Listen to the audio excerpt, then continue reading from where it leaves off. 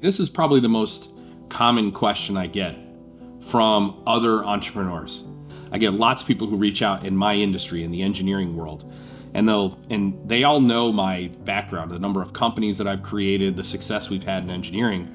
And one of the most common questions I'll get is, aren't you ever afraid of failure? Like, you seem to take risks other people don't take. You say things other people don't say. My mom got murdered in 1982, February 16th, 1982. My brother and I were the ones who found her. By the time I was 12, I realized I went through the worst thing I'm ever going to go through. So every challenge I ever face, like if somebody tells me an idea is a stupid idea, or somebody, writes a nasty comment on a YouTube video, or, some client backs out at the last minute and it's a $250,000 swing in our cash flow. None of that stuff bothers me. Like, none of those risks get to me because I've already gone through the worst thing I was ever going to go through. And this, the fullstrength.ai, the idea that, a bunch of people have asked me, like, where did you even come up with the idea to build a vision system that was going to be able to predict how much weight a strength athlete, like, that's a preposterous idea. Like, most people would go, that can't be done.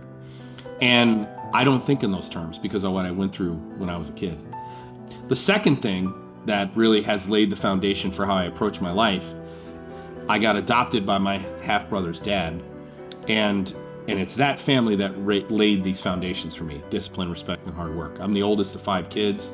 My dad, he raised 4 kids that weren't his. He adopted 4 children, raised 4 kids that weren't his, and 1 that was, on a working class guy's salary. My dad was in construction his whole career.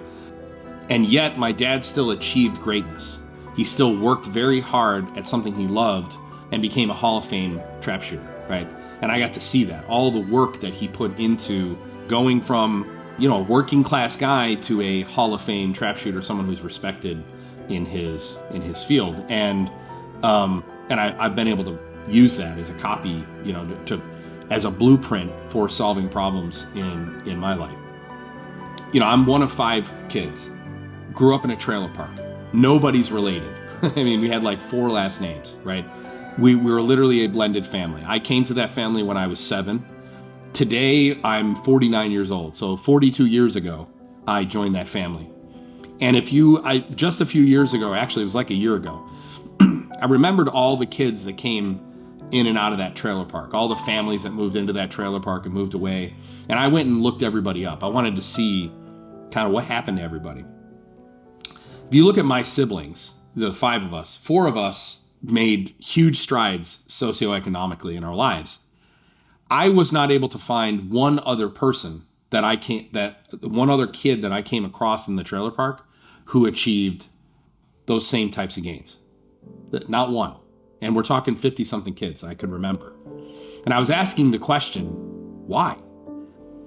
There were 7 of us living in a 2-bedroom trailer.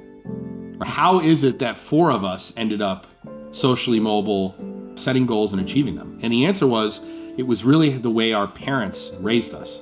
There were so many maxims, so many things that my parents said growing up. But one of the big ones was, I moved with my family when I was 7. A few weeks after my mom died, I did not clean my bedroom in the morning. And my new mom, my new adopted mother, who I didn't call her my mom yet, she asked me why I didn't clean my room, and I just started crying. And I said, it's because I miss my mom. Like, I don't know why I used that as an excuse, because that isn't the reason I didn't want to do the room. You know what I mean? Or I forgot, or whatever it was.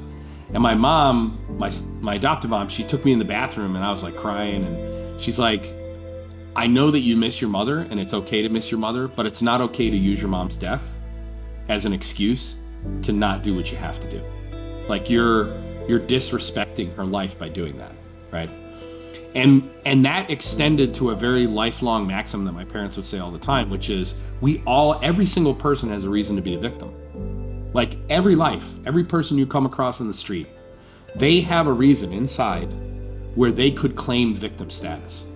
What is the difference between someone who falls victim to their victim status, that is, they use it as a reason not to achieve or succeed, and those who do? And the answer is those who do, the latter, the people from my family, we didn't use the reason we had the thing that made us a victim as an excuse not to do something. We used it as a learning opportunity to give us a superpower no one else had. And that was the fundamental shift.